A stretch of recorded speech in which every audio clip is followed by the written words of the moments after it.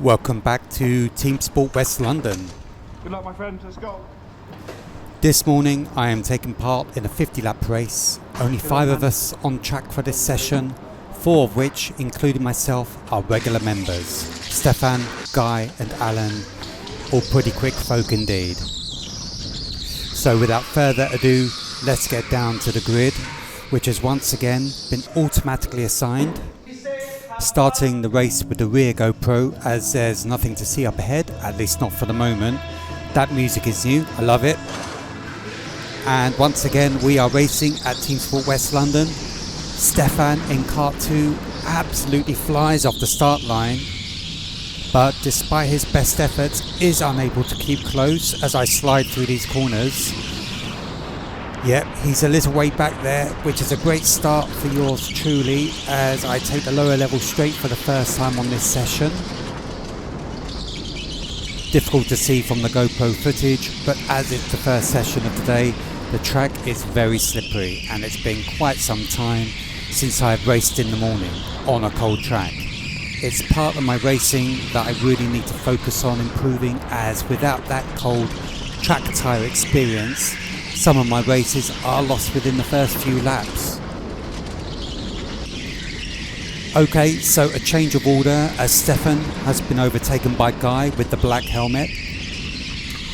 And Guy is a man on a mission. I think it's safe to say that he may be one of the best on this track, with possibly more lap time than any other driver, clocking hundreds of sessions at this venue alone.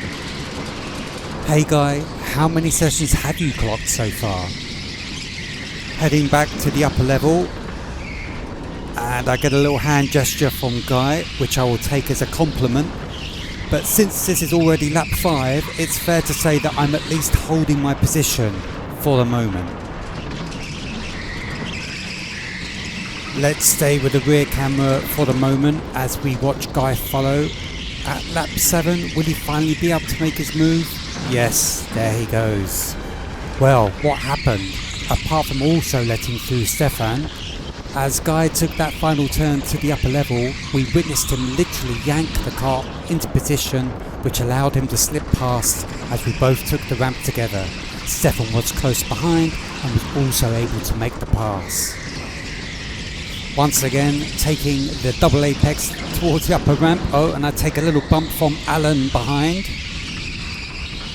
And again, I don't take it personally. I think a lot of folk who visit karting do take the bumping personally, at least from what you read with online feedback. When driving these karts, it's all about momentum. As soon as you take your foot off the accelerator pedal, you lose speed, and it's not always quick to regain it. Hence, I think, the bumping, even from very seasoned drivers like Alan. Or he just does want me out of the way. Let's head back to the lower level, slicing through that double apex. Let's check on Alan behind. Yep, he's coming in hot, and on lap 12 he manages to make his move. Let me try and keep as close as possible, as I will want to try and take back position on the down ramp. Yep, he's checking to see if I'm still there, and under slight desperation I almost take him out. Not my finest moment on this session, but a complete misjudgment from my side. I want to win, but I only want a genuine win. My core belief is to be sporting and not a complete bandit. But things are already looking up as I manage to slip by. Can I keep position as we once again head through that double apex? Yes, good stuff. I want to catch a breath here, but Alan is still close, so close I can see his shadow on the track beside me. Back to the upper level once again, and now up ahead we have Joseph, my first back marker. No problem from him as he allows me through, and no doubt Alan will also pass him without any dramas. Yep, there's Alan. We are currently on lap 22 as we head to the upper level of this extremely short track, each lap in the region of 22 seconds. Some people who visit criticise the layout for being short, but I am very fond of it. There's no time to relax and you're always busy, which I like very much.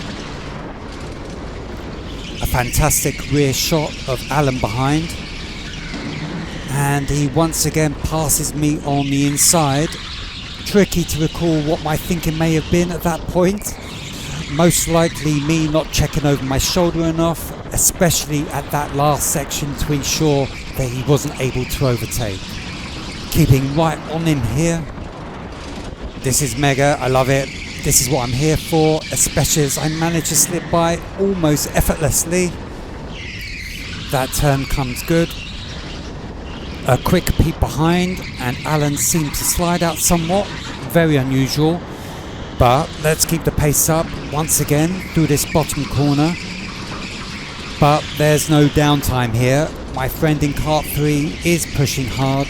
Again, I'm not looking behind enough to ensure my safety from attack. Okay on that occasion, but sometimes feels it's more luck than any kind of racecraft. Okay, I have some space to play with as I use the boost function, heading once again downstairs on lap 29. I can't seem to catch a break now as Alan has slipped past yet again. Let me try and keep magnetised to his bumper. And look at that, I managed to take back position. He ran a little wide and allowed me access. Now, I personally think that move was legal, zero banditry. Looks like I go a tad wide as we chop through the back end section of the track. And with my lack of 100% focus, Alan zips past. And look at that, that seemed a little cheeky from Alan. Now post-race cool-down room, we did chat about our encounters and ensured we didn't have any bad feelings towards each other. I certainly didn't, and Alan has been racing long enough for it not to be any issue with him. But look at this, Guy is back in range. Meanwhile, I'm stuck like glue on Alan. And I keep losing time on this second apex. Even boosting down the ramp doesn't get me within range of an overtake. But look who is in range to pass me for the second time. Our man Guy. Let's keep close to the kart in front because I'm also about to lap Joseph for the second time on this session. And oh dear, look at that. Why oh why have I once again taken this line? Yes, I can even hear myself grumbling in the helmet. But despite my error, I managed to pass Joseph and also keep position from Guy. Not that it really matters, as I'm also now just a back marker to him. I take these next couple of apexes slightly better on this occasion. Alan looking back to make sure he's covered off as we head below. And I'm in somewhat of a member sandwich here as we approach lap 40. Guy coming in close but not enough to make a move. Let's keep focus on Alan ahead. Eyes forward, eyes forward. Alan takes a look over his shoulder. I do the same. Another little peep behind. And look at that, I make the move on Alan, but of course lose time, enabling Guy to pass again. Not that it matters at this point. But major error as Alan targets the gap and whips position away from me. Once again finding myself on the wrong part of the track.